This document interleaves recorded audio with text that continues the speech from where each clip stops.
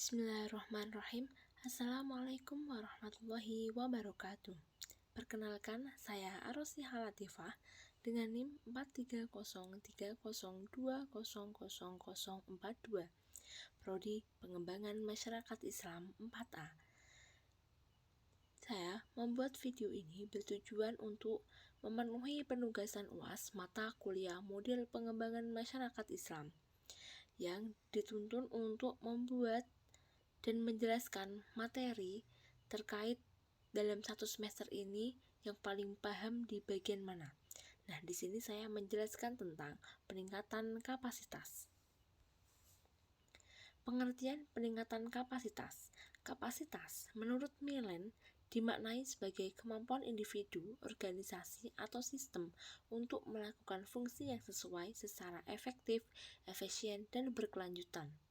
Menurut Morrison, melihat bahwa peningkatan kapasitas sebagai suatu proses untuk mendorong, menggerakkan, melakukan perubahan multilevel di dalam individu, kelompok, organisasi, dan sistem. Jadi, dalam pengertian ini dapat disimpulkan bahwa peningkatan kapasitas ini dalam dimaknai sebagai suatu individu atau kelompok dapat berubah semakin baik menjadi peningkatan yang dialami oleh individu semakin lebih baik. Lebih rincinya, Sumpeno menjelaskan peningkatan kapasitas berarti dapat terjadi perubahan perilaku untuk hal-hal berikut ini. Yang pertama, meningkatkan kemampuan individu dalam pengetahuan, keterampilan, dan sikap. Yang kedua, meningkatkan kemampuan kelembagaan dalam organisasi dan manajemen. Yang ketiga, meningkatkan kemampuan masyarakat dalam kemandirian, keswadayaan, dan mengantisipasi perubahan. Jadi, sudah saya katakan tadi bahwa dalam peningkatan kapasitas ini, setiap individu mengalami perubahan, baik itu pun pengetahuan atau dari sisi seperti mengikuti organisasi, supaya apa? Menambah pengalaman dalam setiap pribadinya masing-masing.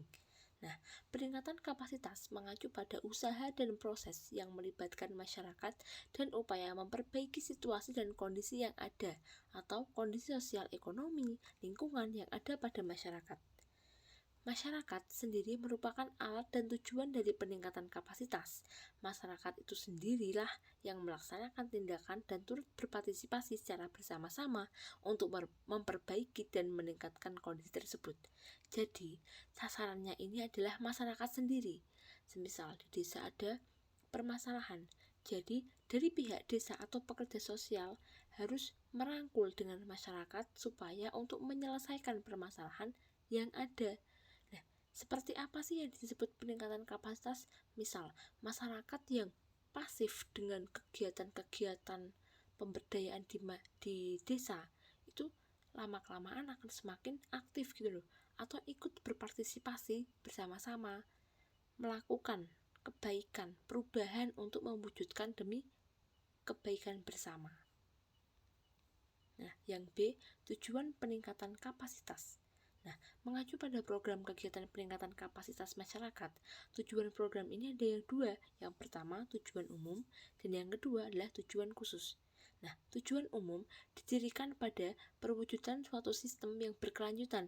Artinya, dalam program ini berada sampai titik berkelanjutan di mana strategi pembelajaran terus dikembangkan dalam peningkatan kapasitas baik organisasi maupun individu. Jadi gini, contohnya di desa saya itu, tepatnya di desa Duplang, nah itu tuh ada kayak komunitas remaja-remaja setiap dusun yang berkumpul di desa.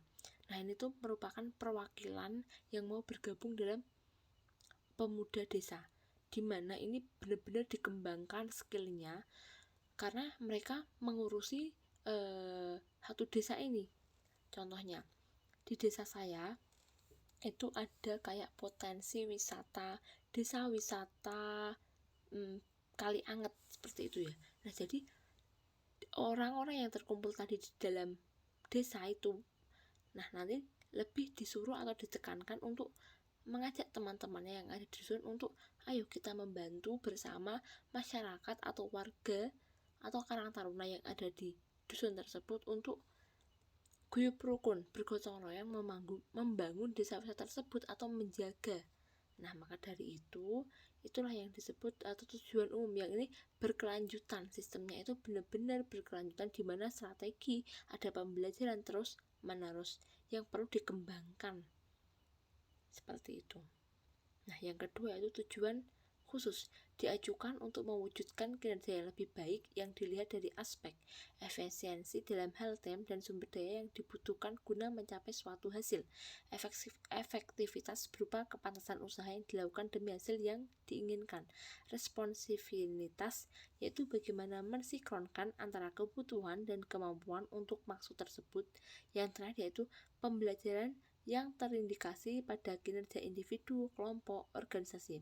Jadi, tujuan khusus ini adalah merupakan lebih dari diri kita sendiri, seperti respon kita. Kita mau bergabung itu butuh dari diri kita sendiri, kesadaran diri kita sendiri. Maka dari itu, kita harus mengaca diri sendiri sebelum kita selalu menyalahkan kepada orang lain, dimana kita harus belajar terus untuk memperbaiki diri kita, komunikasi diri kita terhadap kelompok dan organisasi, seperti itu. Nah, yang C yaitu hambatan dalam peningkatan kapasitas dalam masyarakat. Yang pertama, kurangnya pengalaman, keterampilan, dan pengetahuan masyarakat. Kedua, kurangnya kesadaran masyarakat terkait program pemberdayaan masyarakat. Yang ketiga, karakteristik sosial dan budaya, di mana masyarakat lebih memilih untuk beraktivitas yang menghasilkan uang secara langsung daripada harus coba-coba melalui program. Jadi ini benar-benar relate sesuai dengan keadaan di desa. Jadi sebagai pekerja sosial atau pemerintah desa, kita harus paham memang orang desa itu memang kurang berpengalaman, apalagi keterampilan dan pengetahuan masyarakat. Maka dari itu kita harus membimbingnya secara pelan-pelan tanpa menggunakan kata-kata yang dapat menyinggung perasaannya, seperti itu. Nah, bagaimana caranya? Kita harus meningkatkan kesadaran mereka untuk ayolah bergabung ke dalam program pemberdayaan yang nantinya ini juga bermanfaat kepada masyarakat setempat, seperti itu. Yang D, contoh dari peningkatan kapasitas. Nah, ini juga di desa saya ini, tepatnya di Desa Nuplang, Kecamatan Bawen, Kabupaten Semarang. Ini ada suatu program. Nah, ini tuh ada dari desa yang dimana dikelola oleh BUMDes. Nah, masalahnya itu adalah di desa saya banyak sekali warga yang membuang sampah ini di hantaran sungai, bantaran sungai. Ada juga yang karena lahannya mereka luas, maka mereka juga membuang sampah di situ. Namun hal ini BUMDes ini melakukan sosialisasi, ayo kita stop, jangan membuang sampah di situ lagi. Buanglah sampah di BUMDes. Dengan Anda membayar 25.000, maka akan beres. Karena apa? Lama-kelamaan bantaran sungai ini tanahnya mulai ambles terbawa arus, maka semakin menipis sungai tersebut, semakin luas, dan teras-teras warga juga agak mulai tergoyahkan, seperti itu. Dengan adanya program ini, maka kesadaran terkait peningkatan kapasitas terhadap sendiri-sendiri kita menjadi lebih baik. Kita mempunyai pembelajaran, pengalaman, seperti itu. Mungkin ini saja yang dapat saya sampaikan mengenai materi peningkatan kapasitas. Mohon maaf apabila banyak kesalahan, kurang pas dalam menyampaikan materi. Wallahul muwaffiq ila aqwamit thoriq. Wassalamualaikum warahmatullahi wabarakatuh.